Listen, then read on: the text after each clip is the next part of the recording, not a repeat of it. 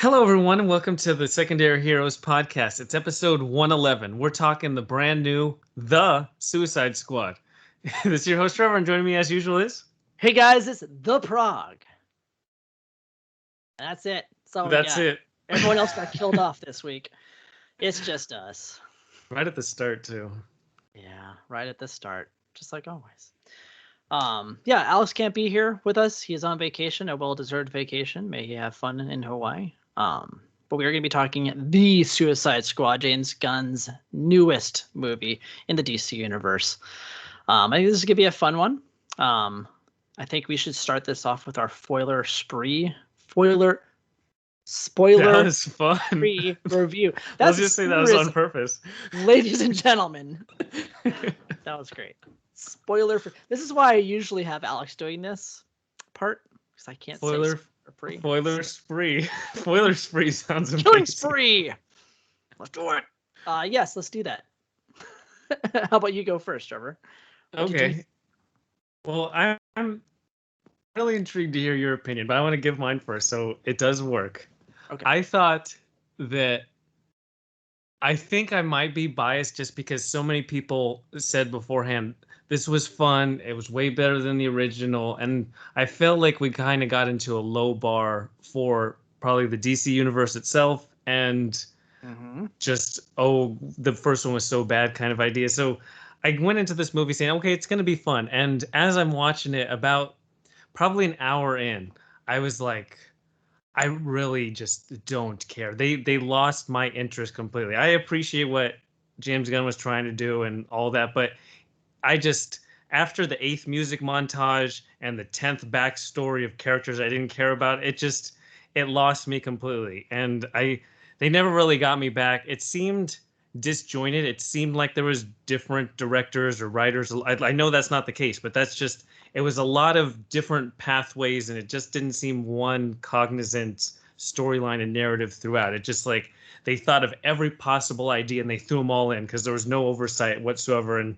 you can kind of tell, like, it's very creative, but it's also, I feel like Birds of Prey is the best kind of comparison rather than the original Suicide Squad. And I think I enjoyed Birds of Prey more, even though it's in itself is not that good of a movie, but I think I had more fun with it than this one. And all I wanted to do was have fun.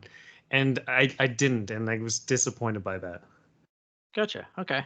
I do feel like even before I give my review, like I went online, and of course the reviews are not what I would call necessarily mixed. They're either you like it or you hate it. Like there's no real like, it was fun, I enjoyed it, kind of stuff. Like it was like, no, I just didn't care for it, or I loved it. And I feel like, and I said this on Twitter, I feel like this is kind of like the last Jedi of this franchise, so to speak. Like it's very tonally different, I feel, than any other DCEU movie we've gotten so far. And I feel like it's the one that people really do love or hate in it, because it kind of just dives into a whole different direction. So for me, I would say that I agree with your points. Like all of your points are valid to me, and I kind of have felt that same way. But for me, though, I actually enjoyed it. And I think it's because I enjoy James Gunn's sensibilities, and his sensibilities are rooted in his days with Trauma Films, which are like super campy films. I've talked about it on the podcast before. I mentioned it in the Dorksman. It's very like lowbrow humor, very off-color humor, chaotic. The story usually doesn't really make much sense, and that's kind of the point. It's supposed to be kind of absurdist, and I don't necessarily think it works in a big budget movie like this as it would, say, in some like straight to video, B movie that Trauma does. And that's kind of where he comes from. But he was trying to take that to the big screen into this big budget superhero movie. For me, it worked on most levels. It did fall apart where it just didn't really have a straight narrative focus, like what you said. I liked the characters a lot. Like I loved all the different character personalities. I don't think I necessarily felt for any of them. Like I was like, no, I mean, if they die, they die. I mean, it is called Suicide Squad. I guess that's kind of the point. So I would say overall, I don't think it's a great movie, but I thoroughly enjoyed myself and laughed out loud quite a few times, which you might not have, but I did, because I have a very, very dark, awful, terrible sense of humor. So I didn't care enough to laugh. It didn't. I Sure, that usually makes am sense. into dark comedy, and it was too. Maybe it's too juvenile. I don't know. Yeah, it's very I mean, that's kind of what trauma is. If you watch a Yeah. trauma movie, it's a B movie. It's juvenile. It's like dicks and fart jokes and stuff like that. It's like, okay, yeah, if you either like it or you're here for it or you're not, kind of a thing. So if you go with it and with that mindset, you might like it a little bit more. If that's not your thing, you're just not gonna like it, most likely. I will say that visually, it was a really well done movie. So if anything, to give it some credit, I think that there were some really cool creative choices that were made visually in this that I haven't really seen too much in too many other films. So kudos to James for that, at least. Yeah, I definitely I see what you're saying. I knew that you were going to tell me that it was some avant-garde, creative sci-fi B-movie inspiration style, and I knew Yeah. you were going to say that. And it's just it does not resonate with me I at all. would not. I wouldn't say avant-garde. That's giving it too much praise. Mm. B movies are garbage. They're garbage for a reason. They're garbage, but they're fun garbage if you let them. If you let them have fun, schlocky kind of stuff. If you're not into that kind of stuff, I don't think this movie will work for you. I think if you're someone who really enjoys like horror films and absurdist comedies, you would really enjoy this. Other than that, I don't see this being a film for the masses, so to speak. I mean, it also is a very hard R-rated film too, you know. Yeah. So that's going to deter a lot of people from it. I think a lot of people were shocked by the amount of like gore and nudity and stuff that were in this film, and I was here for it. I was like, yes, give me all of that and more. I thought it wasn't gory enough at times, but still fun. I thought it was cheesy gore though, and it was such fake gore. Like it was It kind was of a like the little yes and no. I agree. There were some moments where I was kind of like, I kind of wish that was a little more realistic gore. It was a little too CGI for me at times. Other times I said, oh, that really worked pretty well. And maybe a lot of that does go back to his early days where the gore is meant to be kind of over the top and silly and fake looking, but it wasn't the right kind of fake looking, if that makes sense. There's I something think it about was CGI fake versus like an actual like animatronic or something, or yeah. yeah, physical effects.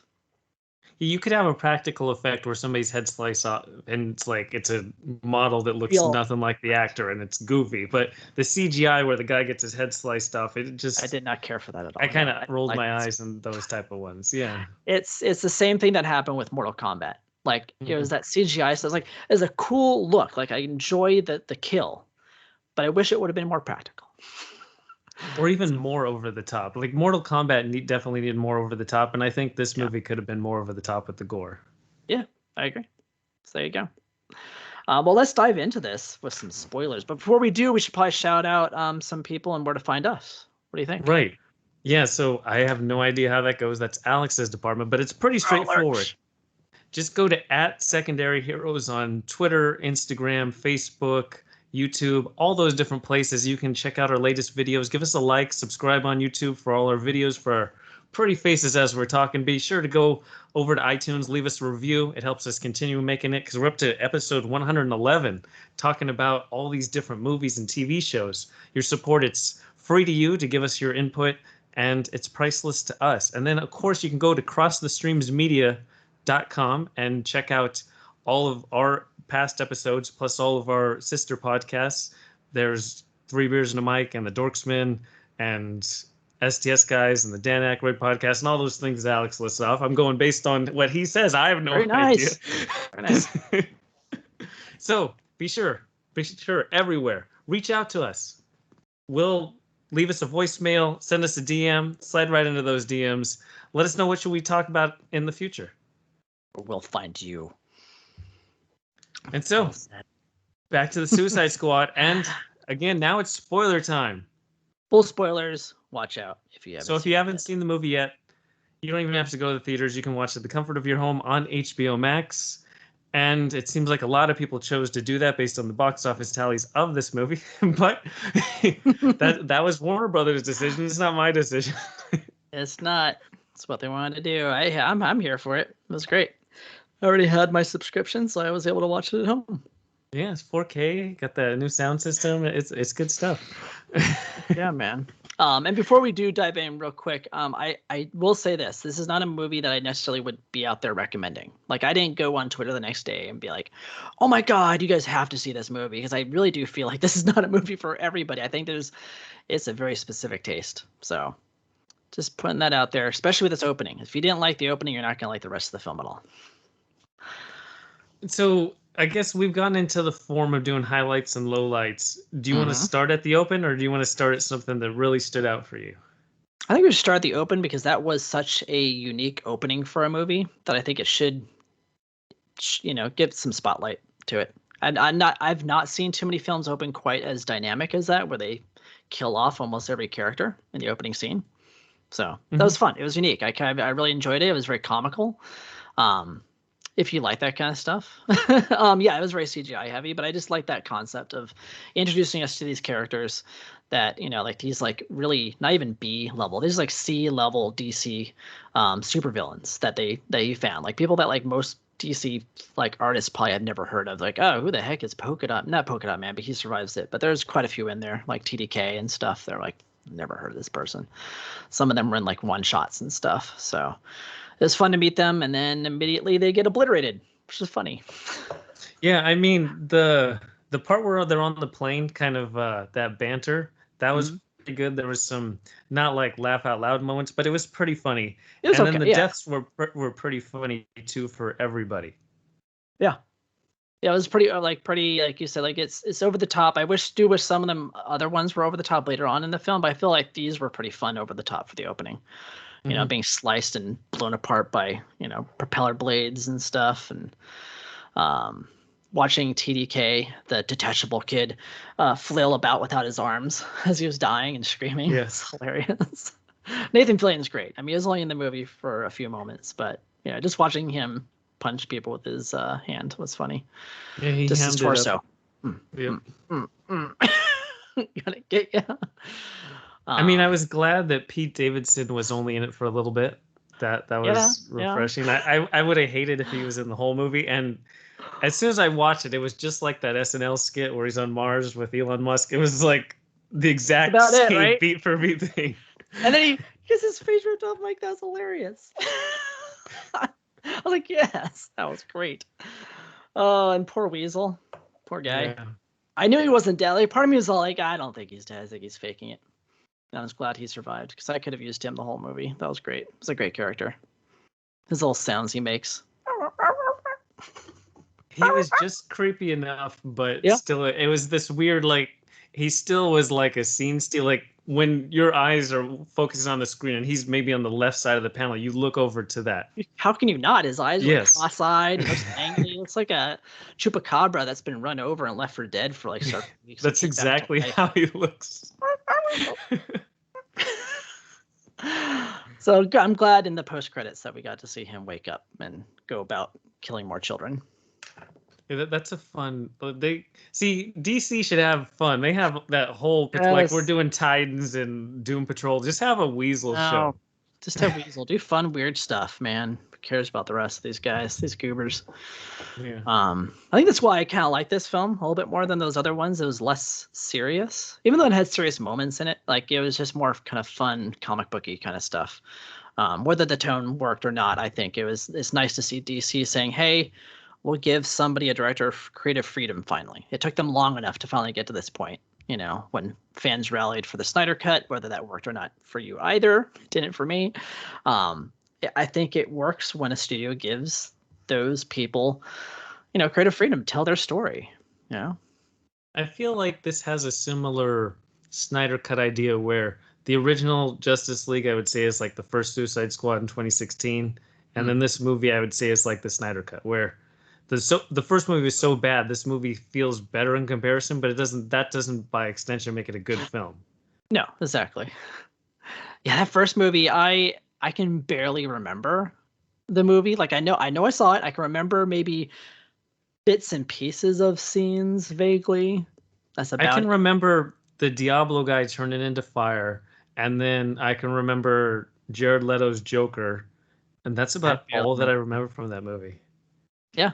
It was like a fever dream. Like I know I watched it. I think my brain just couldn't fathom anything that bad, so I just kind of tuned out of it for a while and just let it happen to me.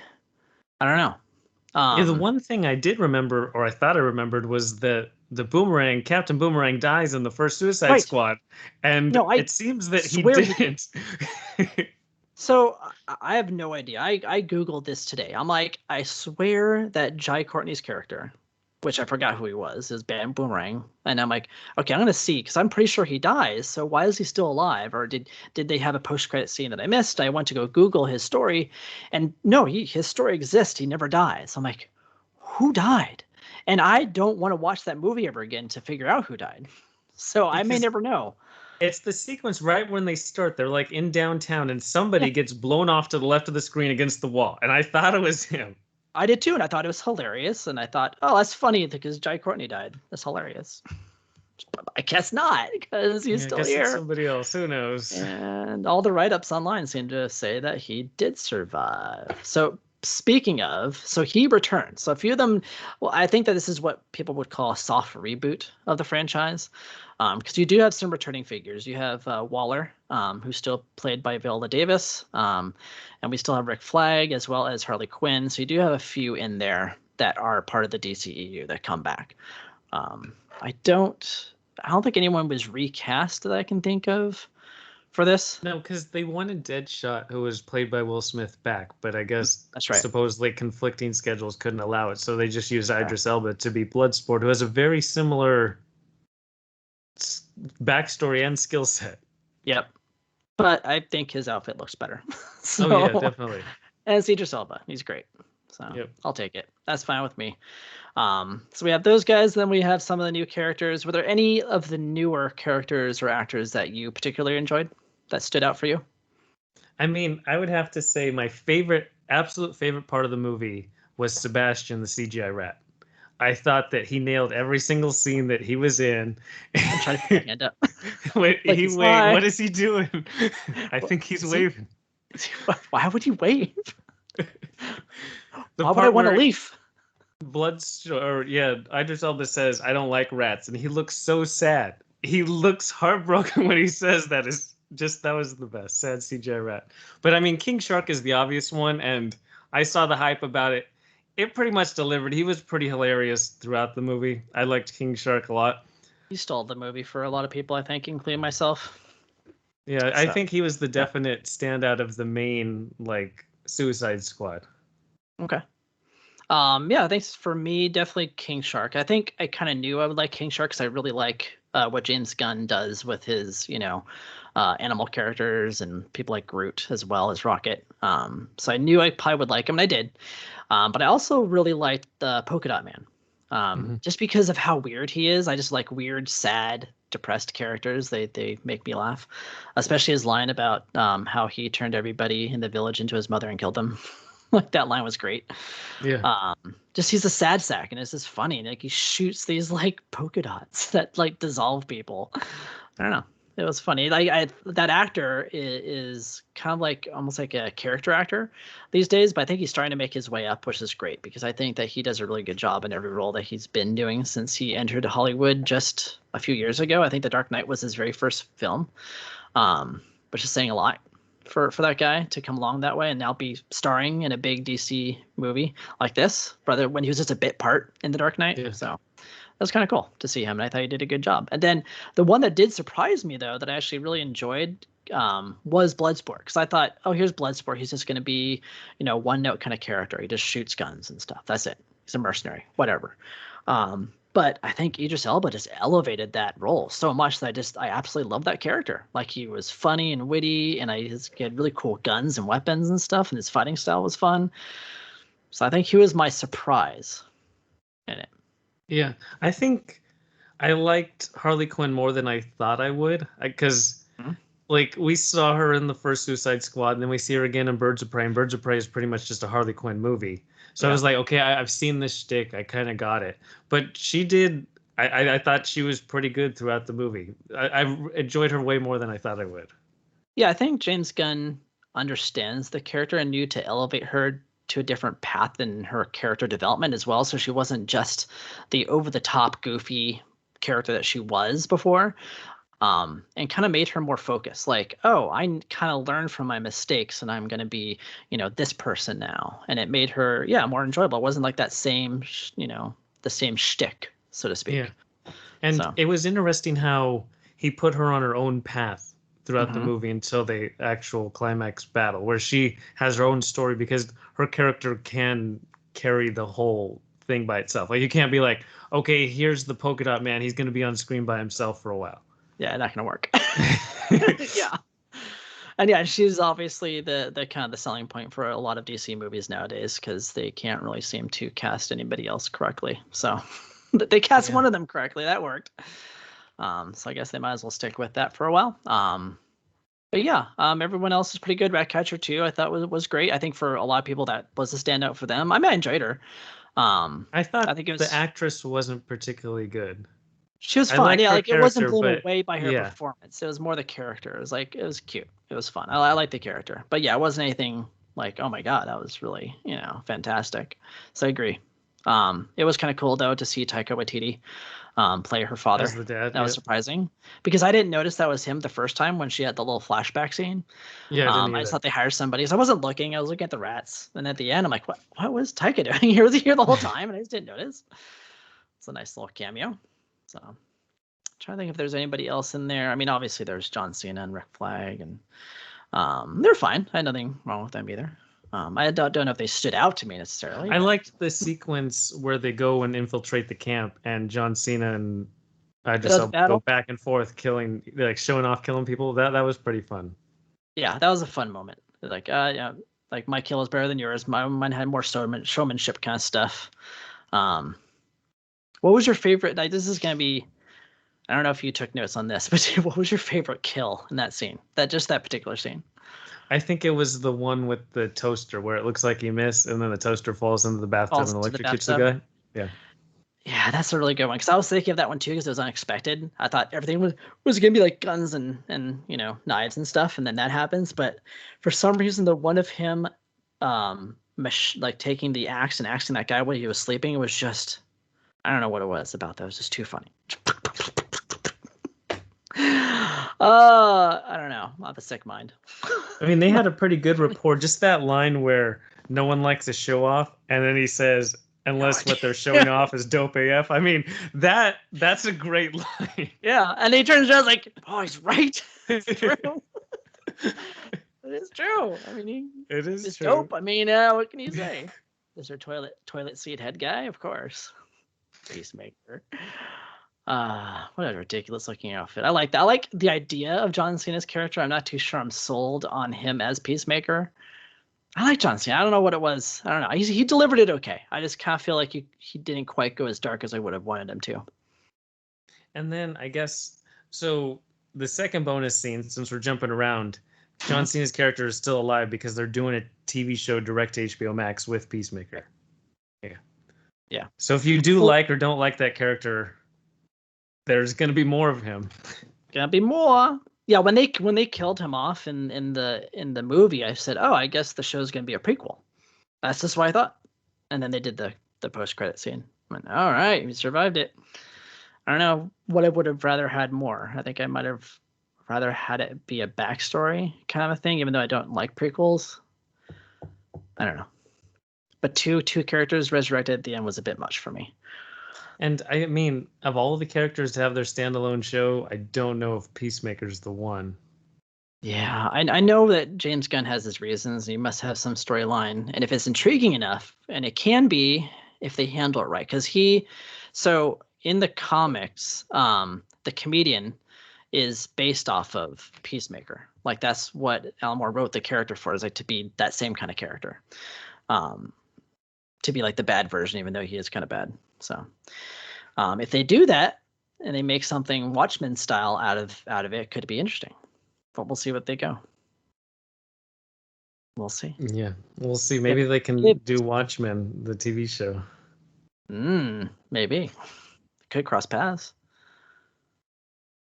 If they do. Anyways, all right, so let's talk about some of our favorite and least favorite scenes then. Anything that stood out for you, the big scene, other than that first scene with the two of them squaring off against each other in the jungle. I mean, that's definitely a standout scene. I also like just the whole Harley Quinn shooting the dictator guy and then going on that whole fighting rampage. Mhm. It's set up really well, and then we get to that whole sequence where there's all the flowers behind her, and that's when it gets into the whole birds of prey idea, and that's like those parts of Birds of Prey are the best, where it's like imagine over the top comic book with all like the pizzazz of art coming on the big screen because Marvel Yes, hasn't really done that. And so Birds of that's Prey true. They was the really haven't. closest.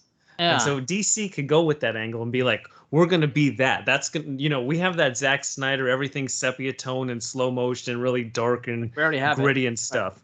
But let's go to this bright poppy stuff that is just like totally outlandishly out there. Yeah.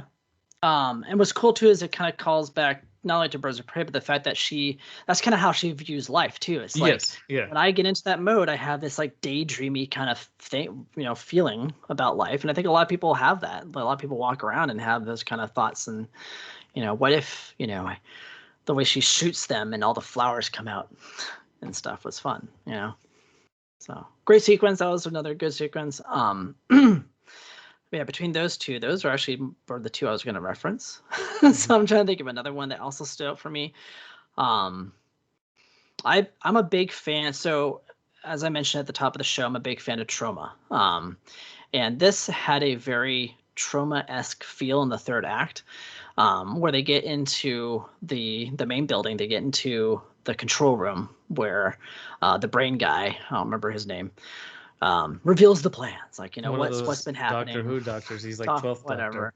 Yeah, whatever doctor it is. I forget which doctor it is. When he reveals to them, the plans, like that whole set piece with like the surgical room and the guy being half decapitated and the Yeah. starfish on people's faces, like that's like straight out of like a Nukem High movie. Like that's straight up Trauma, like schlocky B movie type of stuff, and I loved it. Like all that kind of stuff. And then the way that the people talk with the starfish's voice is really cool too, and the way they cry together is like super creepy and fun. I like that. It's funny because I just watched the Rick and Morty episode with Unity right Ah, before yeah. I watched, like literally, I watched that and then I put on Suicide Squad. So it was fun to have Nice. the whole starfish hive mind idea.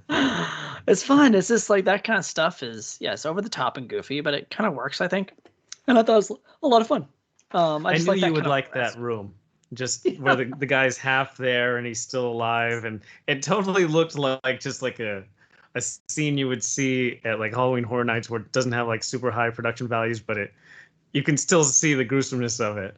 Yeah, it's like, yeah, that's what I wanted more of in this movie. Like, if they had done more of that throughout the movie, I would have liked it more, but I don't think many other people would. Because then you're definitely diving into like B movie territory and it wouldn't quite work. But at least they included that scene in there.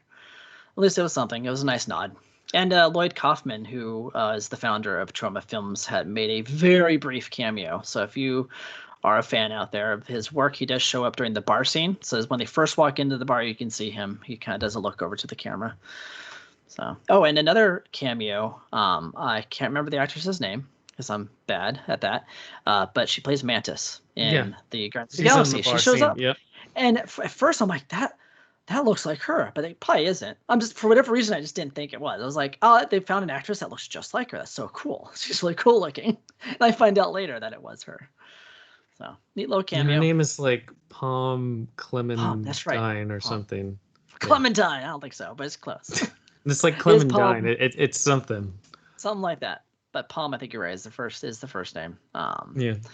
Very distinctive features. I should have just like gone with my gut and be like, yeah, it's definitely her when I saw it first time. Oh well. Anyways, I like that scene too. That was kind of a fun scene. I always like it when you have like the group have like their kind of downtime where they're having fun and relaxing. I always kind of enjoy those moments because it's one of the only times in a film, if you're going to be in an action film, where you really get to see kind of their personalities shine together. They're laid back, joking, dancing. Got the Zemo dancing going on in that one scene as well, which is great. I just like Polka Dot Man's mother vision. Cracks me up. So, Yeah. all right. Well, anything that didn't work, any big scenes that maybe you just, I know a lot didn't work for you, but anything you're just like, I just wish, or took you out of it for a moment. I think the climax where it's like a disaster movie where the building's collapsing, that Mhm. entire sequence where they're running on a CGI floor and it's collapsing under their feet, and then the cars are driving away. It looked just like 2012 or Day After Tomorrow, and I was like, it just looked really bad. I mean, those movies came out like 10 years ago. You should be able to do collapsing buildings better than that. Yeah, so that's probably my biggest takeaway, or my biggest thing that I didn't care for in this film was that third act look. Because the third act is fun with the starfish and all the creatures, but I feel like maybe James was trying to like do the opposite of what he does in Marvel. Like instead of being all full of color and different, ships and characters and creatures, it was just this kind of washed out CGI mess that, yeah, it didn't work for me either, unfortunately. Like there's some fun gags here and there, but yeah, visually it just wasn't as pleasing as I would have hoped. I'm like, here it is, we're finally gonna see the big battle with them, versus the starfish. It's gonna be a lot of fun. And then it was just like you said, bad CGI buildings and stuff. Yeah. And then I Eh. think the other part is probably just the amount of backstory. Like I know the concept isn't as easy, but having watched the first Suicide Squad and knowing the concept, I didn't need so many explanations to say that these guys are terrible people. We're going to kill them if they need to. Here's the mission. They did like 5 different mission briefings about going to the starfish thing. There was backstory about every single one of the new characters they introduced. You don't have to have an actual vision to do a backstory. You can set it up in conversation. It doesn't be like, oh, Polka Dot gave his backstory. Oh, guess what? Bloodsport, he needs his backstory. It's somehow connected. So Rat Girl's backstory is also connected. And we're just going all these past backstory visions in the course of the movie. And then, like I said, the mission thing, like every time Viola Davis is on screen, she's talking about some mission briefing or some explanation of why they're on the Suicide Squad, or why these villains are actually helping us, and why it matters what they're doing. And I don't know. No, I agree. I did to all your points. I didn't really care about any of that kind of stuff. Like it was, It just felt I like would say, filler. Like the movie was 2 hours and 15 minutes, and I felt like there was a half hour of explaining what's mhm. going on. Yeah, you didn't need to explain as much. Those are the points. Like when you talked about the whole Viola Davis talking about the mission briefing, I totally forgot about those scenes. I just kind of blanked out, I think, during those scenes. I was like, yeah, I don't care. Like, just keep going. Like, I don't mind maybe one or two people's backstories if it's funny and relative. But we didn't need every time someone had something like that happen. I felt like the movie kind of just stopped. It It kind of was like like, it yeah, had it comes. momentum, and then it kind Mhm. of like, oh, okay.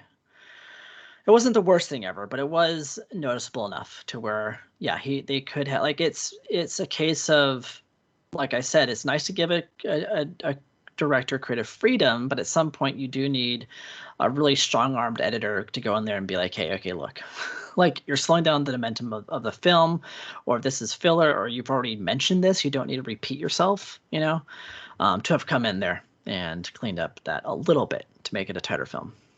Yeah, there's just so much of it. I mean, because the core idea, they didn't hammer home enough that they're using people who do normally bad things to do bad things. Like they tried to make it altruistic.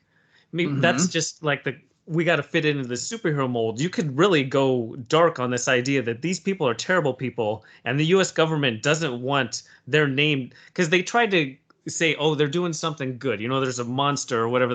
We're doing something for good. No, they're literally hiding the US's involvement in this cover up, this alien government.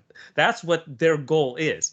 Yeah, And once you have kind of the DC stakes, you have these guys to do things that Superman and Batman aren't going to do, because they have the moral high ground for all the of course things they not. do. So you send out Exactly. these terrible people, and they could have doubled down on that theme and motive and just builded it out. But then they're like, now we're going to go into the superhero thing. After this whole thing, they're going to go and change their mind, and they're going to do the good thing to save the town just because all of a sudden they're superheroes. I don't know. These aren't Yeah, hero I get you. people. They don't need the hero storyline.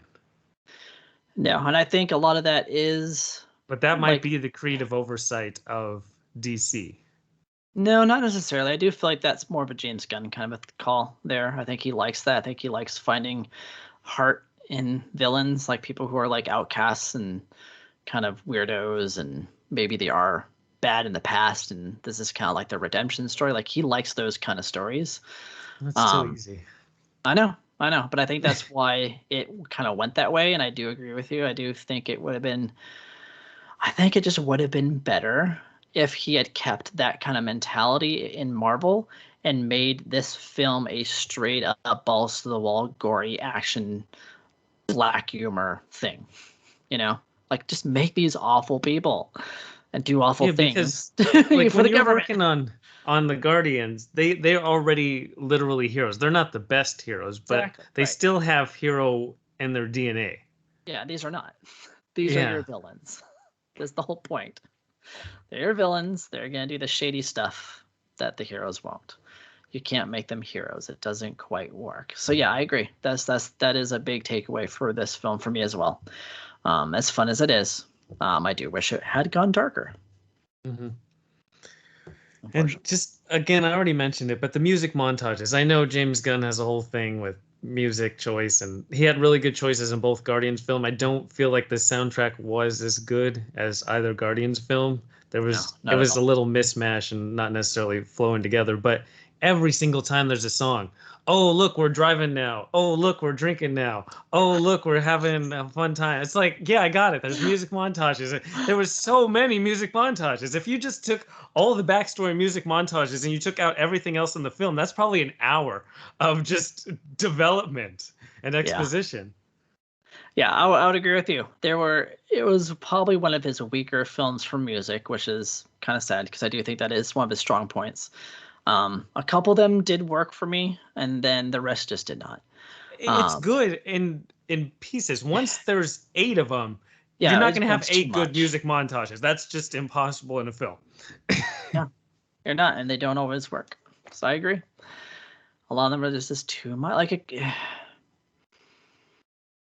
Yeah, I think that was the one thing I was looking forward to as well, which is kind of disappointing. Because I'm hmm like, oh, this is James Gunn. This is gonna be really great music, and it kind of started off that way in the first like maybe fourth of the movie, hmm and then that was it. It was Yeah, I like, started what writing is down the this? songs. I'm like, okay, okay, and then Oh, I it get it. just Okay, it's like cool, each right? progressive one was losing it. It's like, yeah, like okay, this is not fitting the scene at all. Like, what are we doing here? So, that's all right. To each their own. It was fine there. Um, do you like the? I still just go back to that title card opening. I just think that is very clever, especially for Warner Brothers to allow him to have their name sprawled out in blood in the water. What did you It's think of ballsy. the environmental like development of time cue cards kind of thing? Like in little bits, I agree with you, but every single time, now over to Harley's storyline. Oh, it's 3 days earlier. It got a little tired once we're getting to the roots and the fire. I was like, okay, It yeah, was, I got it. I'm the same way with the music. I really enjoyed them at first, and then it kept happening.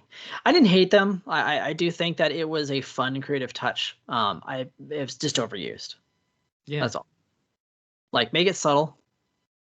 A lot of them were not subtle at all. no, Like it was like the whole screen. I get it. He was. I think this might have been like maybe the first time he had complete creative control and just kind of like went nuts and didn't know what else to do. It's like that's when you what it give like a seemed kid a lot of like all these sequences toys. were. They're It's like, oh just, my god, I it's can like, finally do this. I can Cool. do everything, and he did everything, Yeah. and it's like that's why it seems so disjointed because there's so much there's so many like creative ideas all happening at once. Yeah. It was like a Jackson Pollock, of all of his like creative thoughts, with no real structure, Yeah. so to speak. So either that works or not. As I say, it's very absurdist. So I'm used to watching a lot of absurdist stuff, and it's very hard if you're going to be doing something that is like absurdist comedy to really get that right. Because a lot of it can go off the rails to the point where you don't want to watch it at all, which this may have done for some people. Mhm. And then there are some that do work really well. So, um, I don't know.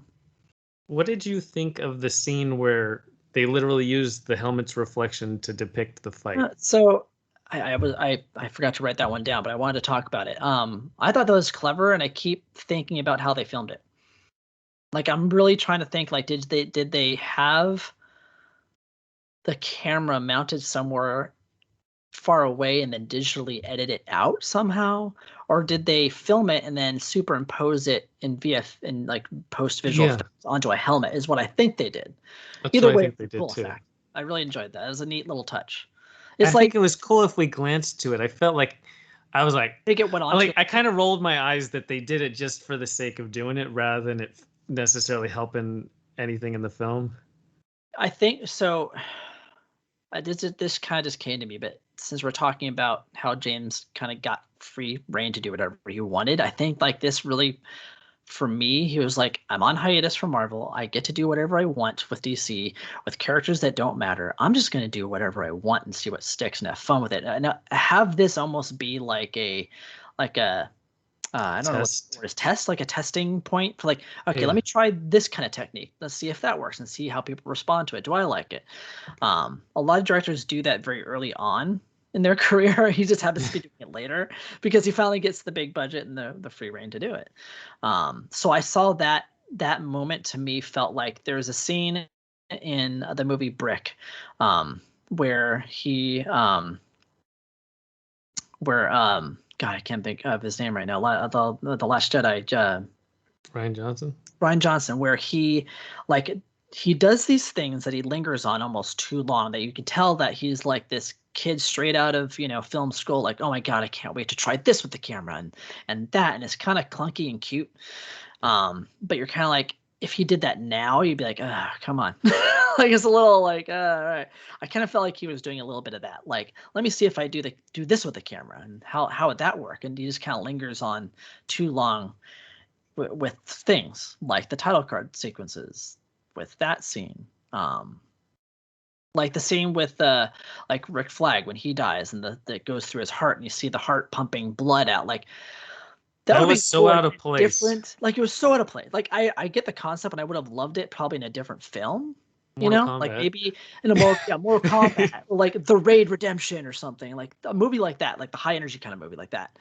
In this, it fell out of place. Like I get it, and I think that's what he was doing. He was trying everything because he finally got to, and that's what we saw. So it's a weird film. It's hard for me to really judge this film overall because of that. Because I really did enjoy it, but I don't think it was necessarily a great film.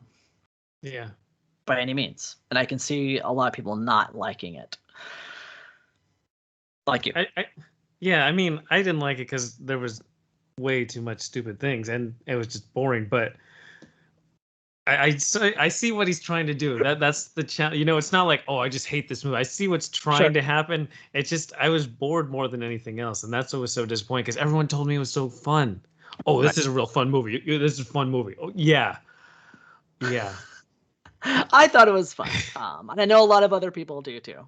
So it is fun for certain mindsets if you're able to look at it that way. If you're not into that kind of stuff, it's not going to be fun, I guess. There's fun parts, but I think again, it just drags the too fun. much. I forget some of the fun sequences. Like I'm going through my notes and I'm like, oh, there's that whole sequence where King Shark is talking about the fake mustache. That was fun. Oh, that was great. Yeah, he just stands there looking at everybody with his finger, like looking, and everyone's like just dissing him. Like, all right. So yeah, that's true. Maybe it would have worked better with like one shots, or like maybe if you watched it in parts on YouTube or something, like all the best of. Watch it that way. A lot of comedies are like that in the past too, if I think about it. Anyways. Yeah. There's a good car chase sequence. That was pretty good. And then after they crash, when they get out of the car, it sounds like the Avengers song, slightly different. Like they changed every fifth note. It's hilarious. I was like, it's kind of like the Avengers song. When just Bloodsport, Rick Flag, and Peacemaker standing. Yeah, it sounds just like a cheap knockoff of the Avengers song. I wonder, because for some reason I was like getting A-Team type vibes from that, but I'm gonna have to go back and look at that scene and listen to the soundtrack and see, because you're probably right. Because I remember it being kind of like bombastic, like that slow bombastic buildup that the Avengers has. So yeah, you're right. It probably is. I wonder if he slipped that in there slyly. That was a fun scene though. They really could have used TDK in that scene to drive the car for them, but sadly he died on the beach as part of the diversion group. I just like the idea of a diversion group, though. Oh, it's hilarious. So messed up. Yeah. A lot of dark humor in this. The Milton being dead joke was funny, too. Yeah. Who's Milton? Yeah. Sit with us the whole time. And of course, I it's like the it was sad funny guy. when Milton even went in. I was like, why is the bus guy Yeah, who is going this? in? Why is he with them? What's going on? He's just with them the whole time, just tagging along. Okay, helping them plant bombs. It's like he's part of the squad. And he just dies. Like, who? So yes, that was funny. And then she calls him Milton at the end. That's not my. Milton at the end. Yeah. It's like we had this whole conversation. It's like, no, we didn't. What are we talking about? So yes, that was fun. Fun time. There was a few weird like dialogue choice oddities. One sequence, they're gonna go save Harley, and when they're still on the bus, Bloodsport tells Peacemaker, "I don't care about you and your toilet helmet."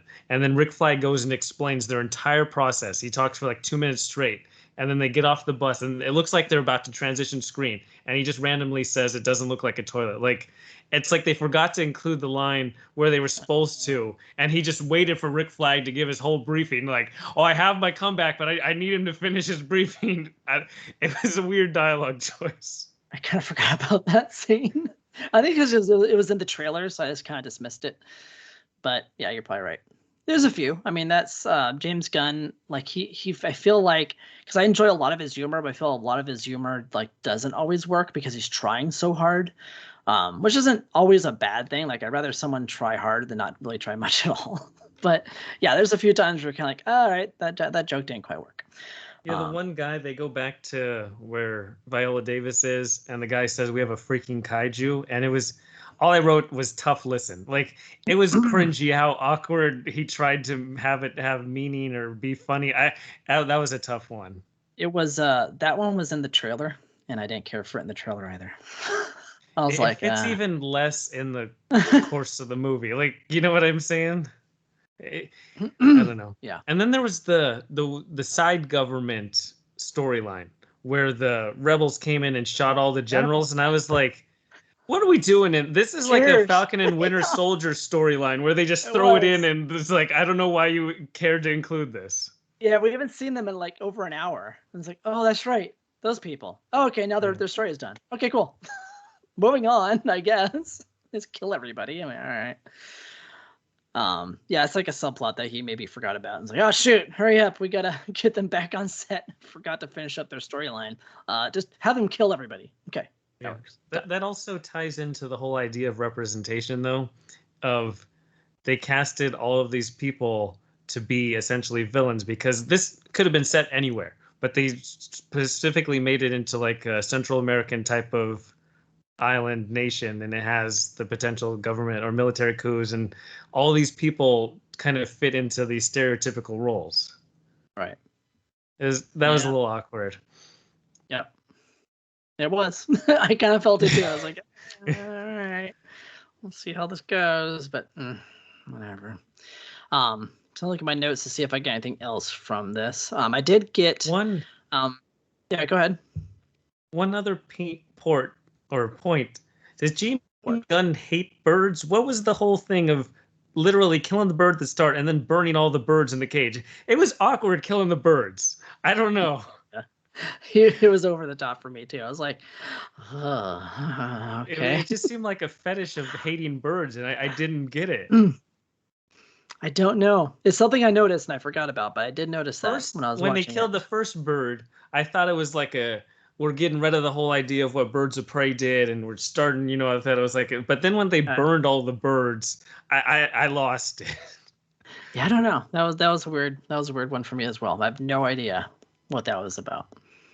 He definitely has some, I don't know if you want to call them takes or dark humor that just is kind of like stuff that most people are just kind of like not gonna like, and they probably shouldn't like either. So I don't know. That's a lot of it. A lot of the stuff from his past is definitely stuff that you kind of go, ooh. I mean, he's gotten in trouble for it. He got fired from Marvel. Disney said ooh for a little bit.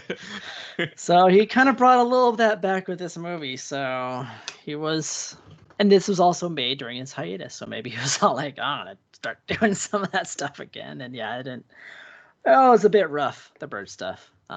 So yeah. But one thing I did put down that I did get Cabin in the Wood vibes from a lot of this movie. not the whole thing, but anytime they flash back to Waller and her group, it kind of felt a lot like, I mean, I guess I just spoiled Cabin in the Woods for people who have not seen that movie, but it kind of has that vibe. Sorry, it's a lot. The movie came out a long time ago, especially when they're betting on everybody and like who's gonna die. It's like, okay, oh, he's definitely gonna die. I know he's gonna die, and they have the whole Deadpool thing. Was a lot of fun too. Yeah.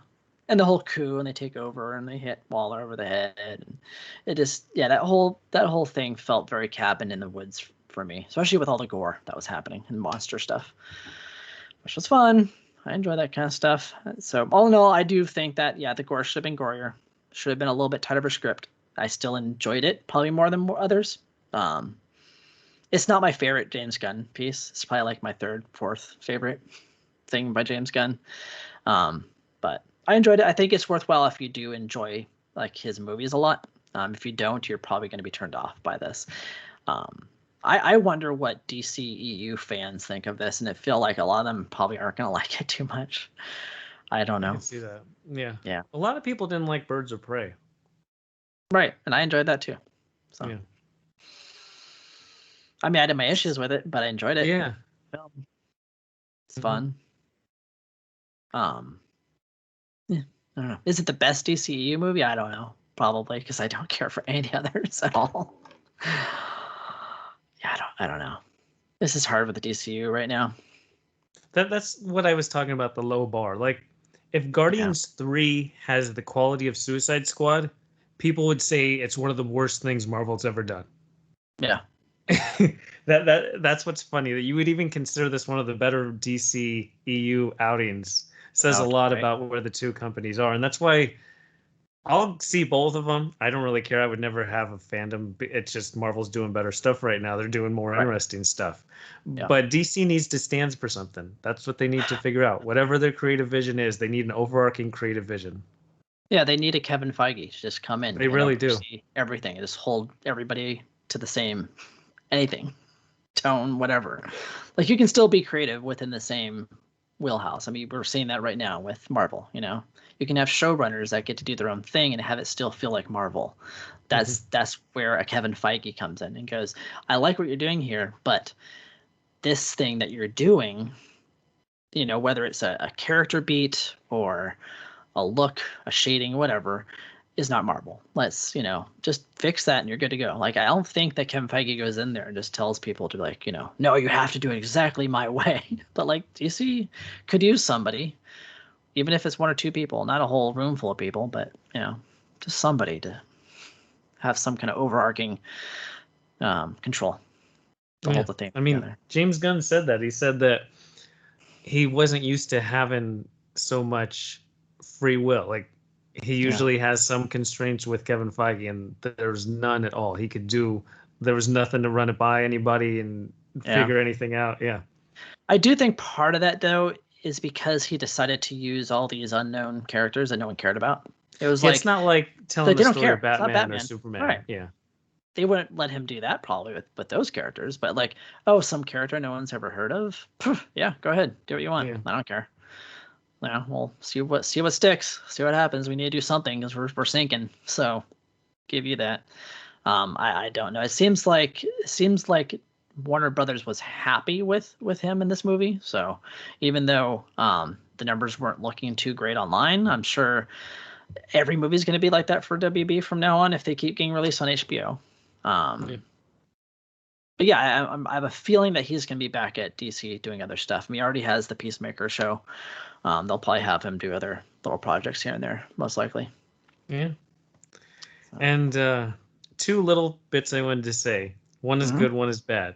When Sebastian the Rat offers the leaf, I just loved. He stole the scene every single time. I love that CGI rat. He might even be the same rat that starts up the van from Endgame that saves the entire world. It's all one and the same rat. I saw that. Good theory. I like it.